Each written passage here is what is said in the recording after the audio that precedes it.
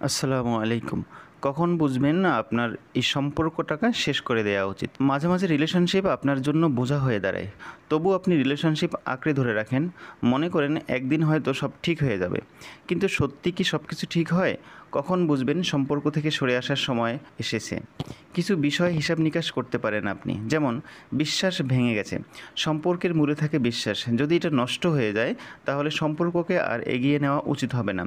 প্রতারণা কিংবা কথায়, কথায় মিথ্যা বলার প্রমাণ পেলে দ্রুত সরে পড়ুন। নাম্বার ২, যখন সঙ্গী আপনাকে সস্তা ভাবতে শুরু করে, তখন বুঝতে হবে এই সম্পর্ক আপনার আত্মসম্মানকে ধ্বংস করছে। মনে রাখবেন, ভালোবাসার সম্পর্কেও আত্মসম্মান জরুরি। মনোযোগ আর নেই। ভালোবাসা মানে পারস্পরিক যত্ন। যদি দেখেন সঙ্গী আপনার প্রতি আগ্রহ হারিয়ে ফেলেছে কিংবা আপনাকে অবহেলা করছে, তবে হয়তো সম্পর্ক টিকিয়ে রাখা আর সম্ভব নয়। নাম্বার ৪, শ্রদ্ধার অভাব।